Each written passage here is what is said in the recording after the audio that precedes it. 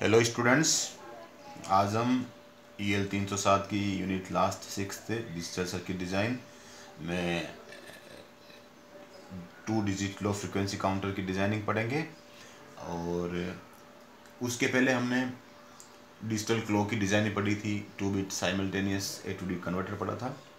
इस डायग्राम में देखिए कि सबसे पहले अननोन फ्रिक्वेंसी सोर्स, यानी जिसकी फ्रिक्वेंसी हमें मेज़र करनी है, काउंट करनी है, तो एक अननोन फ्रिक्वेंसी सोर्स लेते हैं। उसका आउटपुट एम्पलीफायर पे दिया जाता है। एम्पलीफायर सिमिट ट्रिगर पे देगा और Schmitt trigger start stop gate पे देगा। और जितनी उस एक पर्टिकुलर टाइम ड्यूरेशन के अंदर नंबर ऑफ 10 पल्सेज या नंबर ऑफ पल्सेज जितनी आई है वो काउंटर काउंट करेगा। अननोन फ्रिक्वेंसी सोर्स से हमें फ्रिक्वेंसी साइन वेव के रूप में मिलेगी। एम्पलीफायर उसको एम्पलीफाई करेगा। एम्पलीफाई करने के बाद सिमिट ट्रिगर क्या करेगा, इक्विवेलेंट रेक्टेंगुलर पल्स में कन्वर्ट कर देगा, यानी एक पल्स की ट्रेन बना देगा। और ये जब गेट ओपन होता है तो एक पर्टिकुलर जो गेट के टाइम के अंदर नंबर ऑफ पल्सेस कितनी एंटर हुई ये काउंटर काउंट करेगा। इसका जो डायग्राम है नीचे अपन देखें, यहाँ से देखिए सबसे पहले कि ये इनपुट सिग्नल है, यानी जिस सिग्नल का हमें फ्रिक्वेंसी मेजर करनी है वो यहाँ पर दिए जाते हैं। एम्पलीफायर उस सिग्नल को क्या करेगा, एम्पलीफाई करेगा।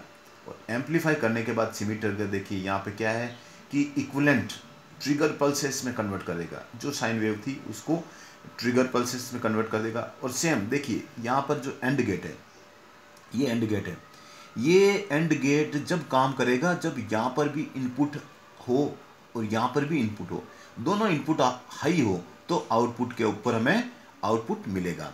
तो यहाँ से देखिए अब ये 1 मेगाहर्ट्ज क्रिस्टल ऑसिलेटर, ये 1 मेगाहर्ट्ज की यानी 1 मिलियन पर सेकेंड की एक पल्स दे रहा है, साइन वेव दे रहा है, या 1 मेगाहर्ट्ज का सिग्नल दे रहा है। सिमिट ट्रिगर इसको स्क्वायर में कन्वर्ट करेगा।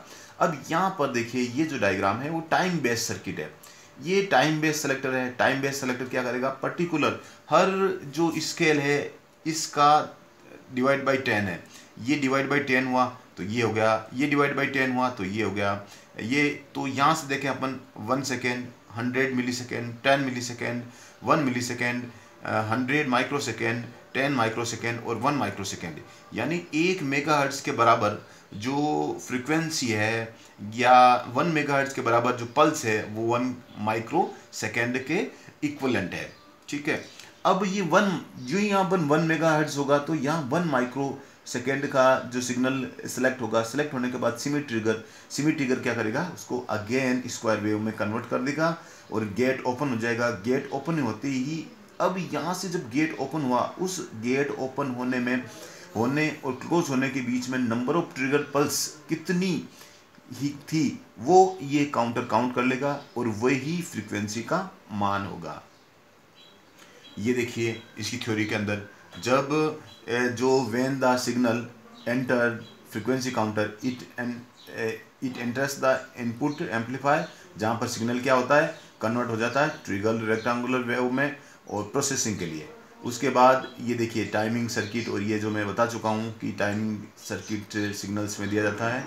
नेक्स्ट है जितनी टाइम, मतलब जब टाइम जो गेट ओपन हुआ था उस ओपन के अंदर कितनी नंबर ऑफ पल्सेस एंटर हुई है और क्लोजिंग और ओपनिंग गेट के दौरान, तो वो अननोन फ्रीक्वेंसी के बराबर होगा। अब जो नेक्स्ट डिजाइनिंग है कि मल्टी रेंज डिजिटल वोल्टमीटर की डिजाइनिंग कैसे करेंगे। देखिए डिजिटल वोल्टमीटर का डायग्राम दिया हुआ है। यहाँ से देखिए इनपुट प्रोब है। इनपुट प्रोब किससे कनेक्ट है, ये रोटरी स्विच के द्वारा कनेक्ट है। अब रोटरी स्विच देखिए यहाँ से हमें रेजिस्टेंस मेजर करना है तो अलग है, यहाँ पर AC वोल्ट मेजर करना है तो अलग है, AC इनपुट वोल्टेज करना है तो अलग है, DC करंट मेजर करना है तो अलग है। क्योंकि डिजिटल जो वोल्टमीटर है वो बेसिकली खूब सारी चीज़ें यहाँ पे हमें फ्रीक्वेंसी वोल्टेज करंट और DC करंट या DC वोल्टेज को मेजर करने की ज़रूरत पड़ती है। और यहाँ पर एनालॉग टू डिजिटल कन्वर्टर है। फाइनली ये क्या है, ये 7 सेगमेंट डिस्प्ले है।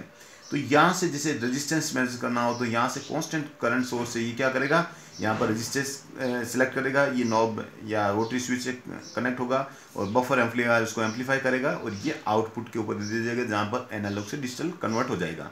अब यदि जब AC वोल्टेज और एसी करंट, देखिए ये दोनों है, तो यहाँ पर देखिए इसको रेक्टिफायर सर्किट को देना पड़ता है।